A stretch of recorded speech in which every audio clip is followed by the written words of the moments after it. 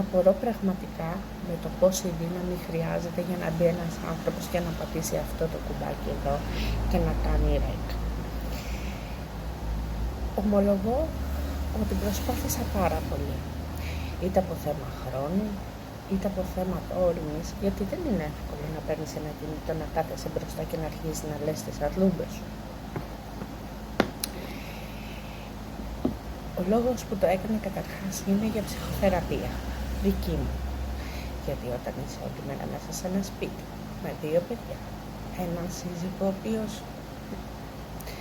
όπως όλοι φαντάζομαι, ψηλό είναι στον κόσμο του, κάποια φορά θα σαλτάρεις. Θα αρχίσεις να παίρνεις αντιπροσωπικά, θα αρχίσεις να παίρνεις αγχολητικά. Πράγμα το οποίο δεν νομίζω πως χρειάζεται να το κάνουμε. Επομένως, ο καθένας μας βρίσκει κάτι με το οποίο νιώθει καλά, νιώθει ωραία και αρχίζει και το πράττει. Έτσι λοιπόν και εγώ αποφάσισα μια ωραία μέρα να δημιουργήσω τη σελίδα στην οποία θα ανέβει το συγκεκριμένο βιντεάκι. Το Kelly's Book. Θα μου πείτε πού απευθύνεται το Kelly's Book. Το Kelly's Book απευθύνεται σε ό,τι μπορεί πραγματικά να μας απασχολεί. Από το πιο απλό μέχρι το πιο πολυσύνθετο. Την ιδέα δεν την οικειοποιούμε. Την ιδέα μου την έδωσε η low budget queen, η Χρύσα, η οποία η γυναίκα είναι απίστευτη.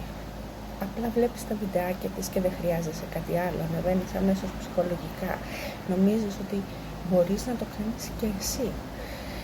Και πραγματικά, γιατί να μην μπορείς να το κάνεις και εσύ, γιατί να μην μπορείς και εσύ να ασχοληθείς με τον εαυτό σου και γιατί να μην μπορείς να ασχοληθείς με πράγματα που εσύ αγαπάς.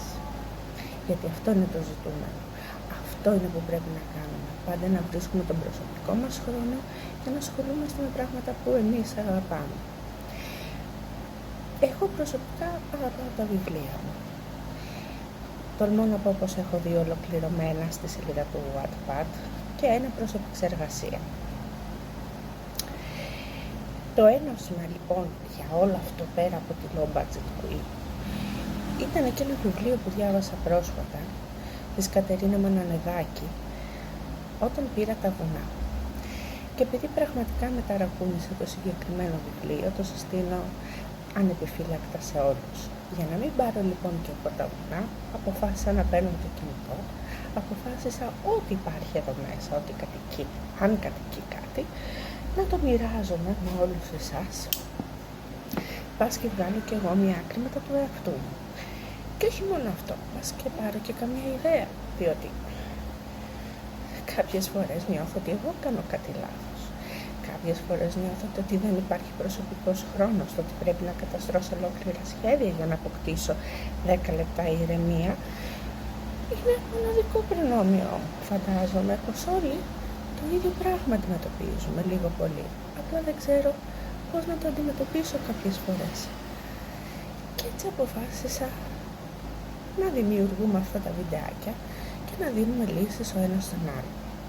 Για όποιον θέλει να με ακολουθήσει, είμαι πανευτυχής να δεχτώ τα μηνύματά του, να το απαντήσω σε ό,τι ερωτήσεις θέλει και μαζί να μοιραστούμε ό,τι κουβαλάει το κεφάλι μας και το μέσα μας. Μπας και χαμογελάσει και λίγο το χιλάκι μας και δεν τα πάρουμε τα βουνά εμείς. Είμαι η Κέλλη και σας ευχαριστώ.